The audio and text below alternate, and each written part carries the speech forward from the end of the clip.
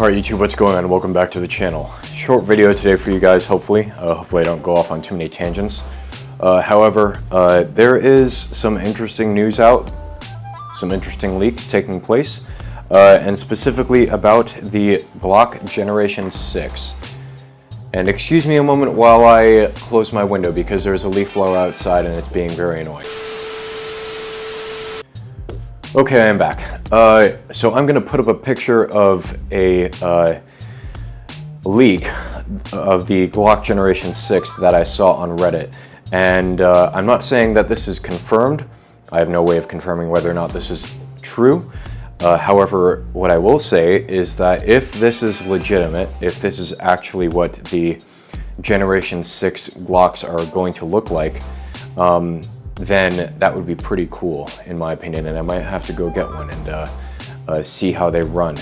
Because in case you guys have been living under a rock recently, Glock recently discontinued all of their Gen 5 models, all of their Gen 4 models and Gen 3, and they replaced them with the V series models, which were essentially designed to make them not convertible to fun mode. So with that said, not shortly after, rumors about the Generation 6 Glocks started to come out, and now we are getting some information about what exactly they're going to look like. So if they look anything like this, like I said, I would be pretty excited. So if we break it down, right, this mock-up of the 6th generation Glock looks like it does have some improvements over the previous generation. So there is a optic ready system on there. I don't know if it's going to be the traditional MOS system that Glock has been using for all of their other guns. It actually looks different, and if you look closely at the picture, it looks like some of the cuts into the slide are way different than what the MOS cut was. But you know, it's really only a matter of time until anyone can figure out what that optic cut actually is, whether it's a dedicated footprint for a certain type of optic, or if it is just an evolution of the standard MOS cut. Additionally, there's a flat face trigger shoe now included with the models, but it is unclear whether or not that's actually going to result in any sort of improvement to the trigger, because anybody who has ever shot a Glock before knows that they are typically, the triggers on them are typically pretty bad. At best. Yeah, they're pretty bad in general. And just to illustrate that, I have my Glock 17 Gen 5 here, and it has a stock trigger in it, and this gun internally has not been modified at all. So if we ghost this trigger together, then there's a lot of take up, and then you come to the wall, and then there's a bit of creep after the wall, and then the trigger breaks. And then the trigger reset is not bad at all because it springs your finger forward. But in general, this is really not the best trigger out there. I've shot guns with way better triggers. And as far as the stock Glock triggers go, they leave a lot to be desired. So hopefully this trigger update to the Generation 6 actually gives, or actually fixes all of those issues that people have and all the complaints that people have about them. Additionally, beyond that, there are a lot of ergonomic updates to be made note of. Most noticeably, the frame texturing on the grip is now going all the way up the grip and stops right before the slide stops. So on the previous Generation 5, you'll notice that all of the grip texturing stops right before the area where your index finger lays on the frame, and it doesn't even go all the way up to the slide stop, which is really where you want to have it, because when you're gripping a pistol, you want to make sure that you are pressing into the top part of the frame as if you were crushing an apple, as my friend Mag likes to say. So having a lot of stippling here and a lot of texture here allows you to just get a tighter indexing on the weapon, and it helps it slip less in your hand.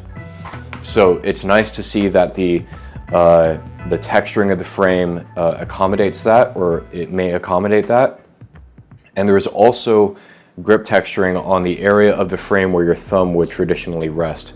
So a modification that I see a lot of people make on their Glock frames is that in addition to the frame stippling that they'll do here, they'll also add stippling to this portion. That way their thumb has somewhere to rest and index on.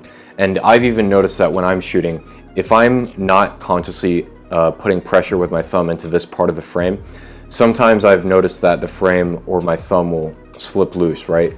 It's not something that happens all the time, but it is a thing that does happen, especially if my hands are sweaty or, you know, stuff like that. Beyond the modifications to the texturing of the frame, it also looks like there is a decently thinned out undercut on the trigger guard. So again, going back to the Gen 5, the undercut on the trigger guard in its stock configuration isn't bad. It's definitely usable, but a lot of people that modify their Glocks will shave off this extra material under the trigger guard in order to get a higher purchase on the pistol and make sure that they have as high as leverage as they can get so they can control that weapon during the cycle of operations. So it looks like, according to this mock-up, that the undercut on the trigger guard has been thinned out and smoothed out. That way you can just get higher up into that pistol and hopefully control it better under recoil.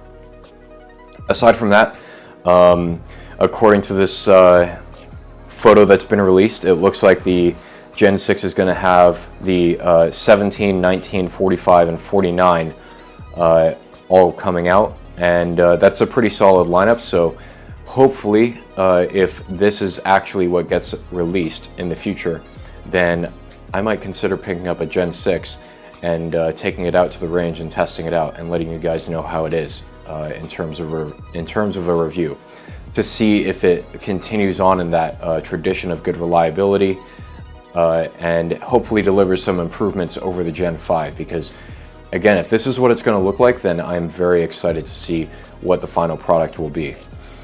Only thing that I have with this that I could consider a complaint or a gripe is that it still does not have any metal sights out of the factory. I get why they are probably still going to include plastic sights, because at the end of the day they're just a placeholder, and you can swap them out for some suppressor height sights if you want to throw an optic on there. But it would be nice to see some metal sights included right out of the box, ideally, because that would just be another upgrade you just don't have to worry about. But overall, again, I'm pretty excited for this. If this is what the Gen 6 is going to look like, I am definitely interested, and I might have to pick one up for myself. So time will tell, and I hope you guys enjoyed this. Stay tuned for more. Take care.